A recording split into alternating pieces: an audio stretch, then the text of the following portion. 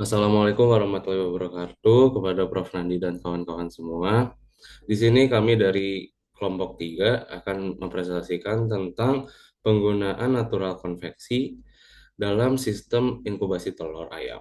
Di sini saya bersama Frederick Gary Anggianto, saya sendiri Albert Steady, Muhammad Robi, Farel Janitra, Rafa Abista, dan Satrio Tanda.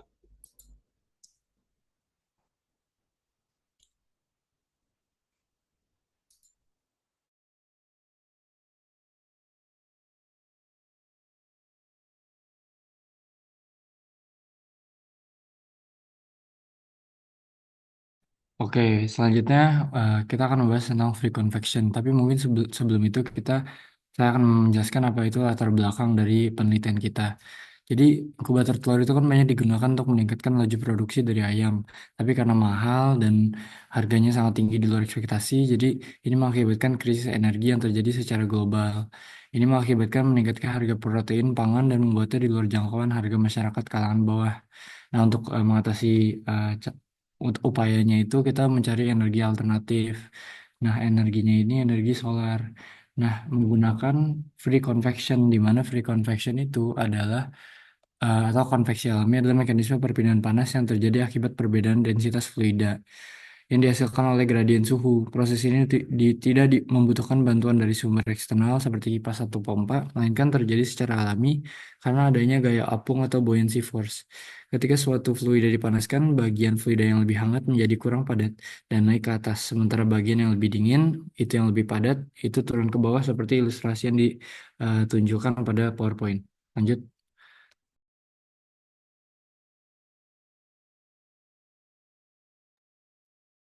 Oke,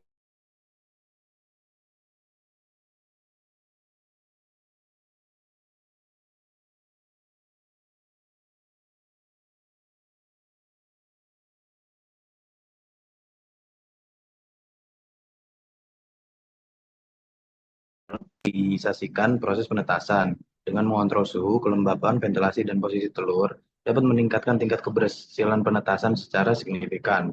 Lalu di sini kita menggunakan bahan-bahan lokal, yaitu memanfaatkan bahan-bahan lokal atau bahan-bahan di sekitar kita, dapat memastikan teknologi ini mudah diakses, dirawat, dan disesuaikan oleh masyarakat. Nah, lalu adalah mendukung pengembangan berkelanjutan, di mana apabila penelitian ini diimplementasikan dengan baik, kita dapat berkontribusi pada inovasi teknologi agrikultur yang hemat energi dan ramah lingkungan. Next. Nah, selanjutnya adalah manfaat dari penelitian ini. Nah, yang pertama adalah efisiensi energi dan biaya, yaitu mengurangi ketergantungan pada listrik dan bahan bakar fosil. Kita dapat menurunkan biaya operasional peternak. Lalu adalah itu dengan menggunakan bahan lokal atau bahan di sekitar kita dapat memastikan kemudahan produksi dan perawatan, mendorong kemandirian teknologi, dan meningkatkan kolaborasi masyarakat dalam inovasi agrikultur. Lalu yang terakhir tentu saja adalah ramah lingkungan, yaitu mengurangi emisi karbon dengan memanfaatkan energi terbarukan. Nah, selanjutnya metodologi ini merupakan bab yang menjelaskan metode perhitungan yang digunakan dalam analisis inkubator ini. Nah, tujuan itu untuk mengevaluasi efisiensi termal, performa, dan juga heat load atau beban panas yang digunakan untuk menjaga kondisi optimal dalam inkubator. Eh, Intinya adalah dia mencangkup definisi parameter, formula atau kalkulasi, serta langkah-langkah perhitungan. Nah, di sini ada 4 rumus non-dimensional yaitu Grashof, Prandtl, Riley, dan Nusselt, di mana Nusselt merupakan persamaan dari fungsi dari Prandtl dan juga Reynolds. Lanjut. Nah, di sini ada rumus lain merupakan energi kolektor, efisiensi kolektor, ventilating rate, heat load, heat loss, ventilation heat, moisture content heat. Nah, rumus-rumus ini dapat dilihat masing-masing satuannya pada tabel berikut. Oke, kemudian berikut ini adalah non-dimensional number yang kita dapatkan dari perhitungan desain inkubator telur ini. Yang pertama ada Grashof number. Untuk Grashof number sendiri kita dapatkan di angka 2,3 dikali 10 pangkat 3. Kemudian untuk Prandtl numbernya kita dapat eh, di angka 0,704 Kemudian untuk Rayleigh number-nya kita dapatkan di angka 1,6 kali 10 pangkat 3. Nah, Rayleigh number ini merupakan hasil pengalian dari Grashof number dengan Prandtl number. Kemudian yang terakhir yaitu Nusselt number eh, kita dapatkan dengan nilai 1,035. Oke.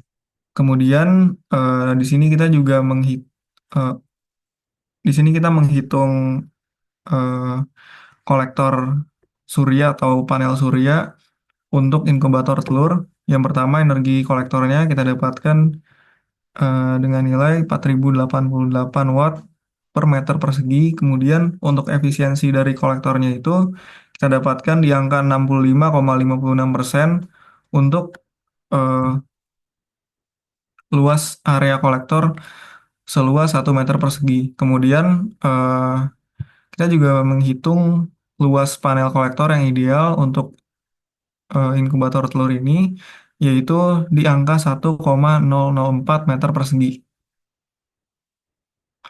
Kemudian kita menghitung diameter ventilasinya dengan rumus Q sama dengan A dikali V. Nah, karena profil dari pipa yang kita gunakan adalah lingkaran, maka luas penampangnya itu sama dengan pi dikali diameter kuadrat dibagi 4. Nah, dari sini kita bisa dapatkan diameter ventilasinya itu sebesar 0,08 meter atau 8 cm.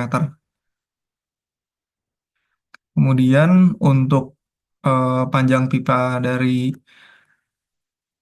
inkubator telur ini kita dapatkan yaitu 4,52 meter dan massa air untuk sistem dalam inkubator telur ini yaitu 16,07 kilogram atau sekitar 16 liter.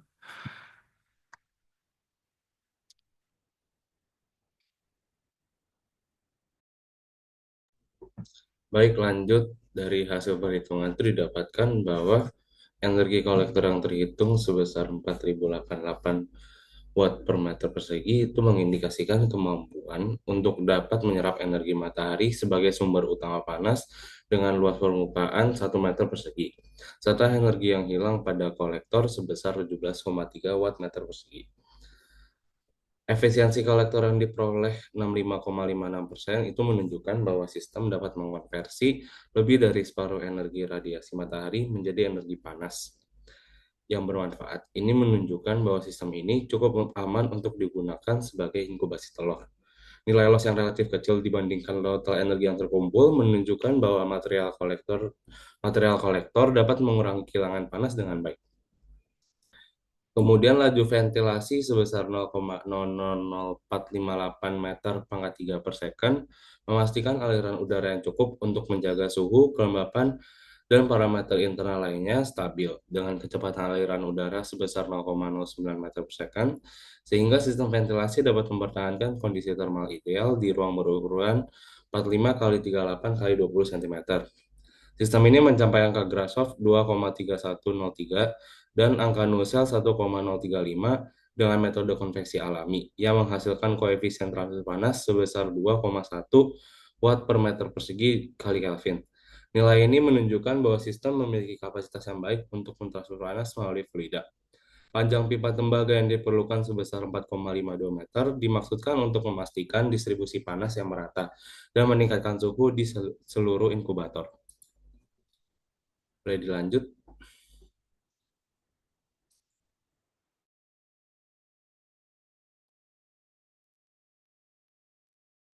Oke, jadi berikut ini kami ada mencoba untuk membuat sebuah desain yang solusi desain yang menurut kami bisa membantu untuk memaksimalkan dari efek natural convection ini.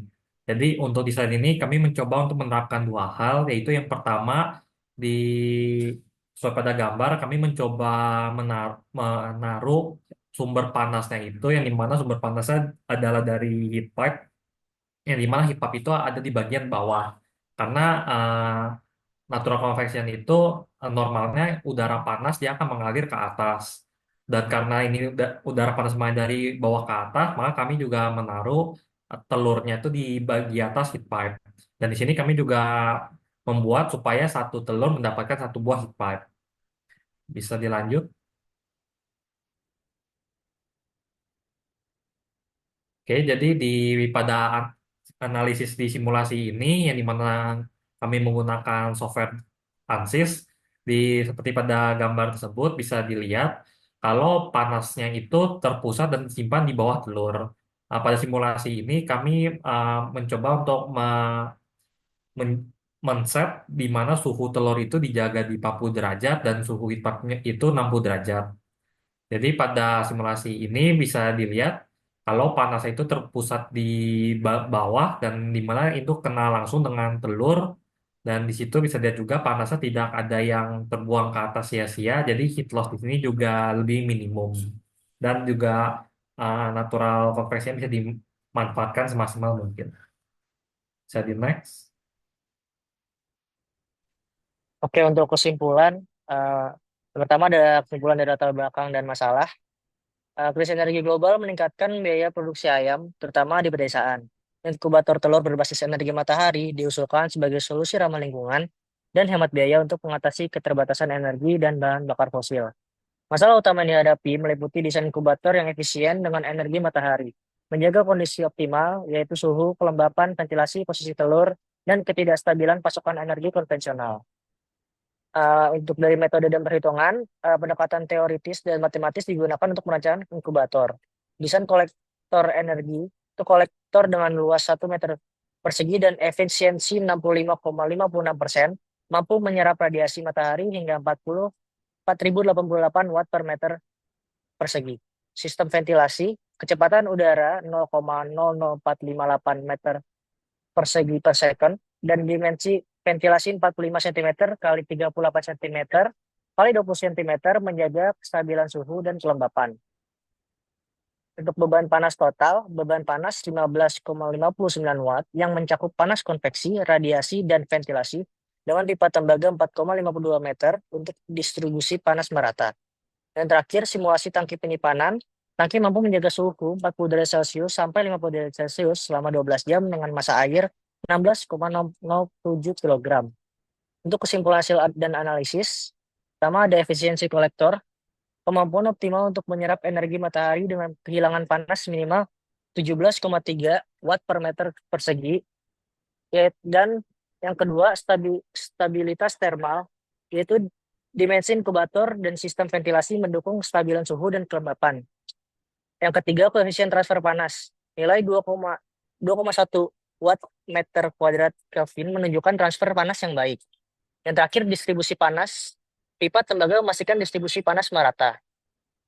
Keunggulan dan efisiensi sistem. Konveksi alami. Sistem memanfaatkan konveksi alami dengan Grashof number 2,3 kali 10 pangkat 3 dan Nusselt number 1035. Untuk efisiensi desain, efisiensi kolektor 65,56%, menjadikan sistem hemat biaya dan cocok untuk aplikasi skala kecil menengah. Untuk kesimpulan yang terakhir, kesimpulan umum, inkubator berbasis energi matahari adalah solusi ramah lingkungan dan hemat biaya untuk meningkatkan penetasan telur di pedesaan. Sistem ini layak diterapkan untuk mendukung keberlanjutan sektor agrikultur unggas dan bertujuan untuk pembangunan berkelanjutan atau SDGs.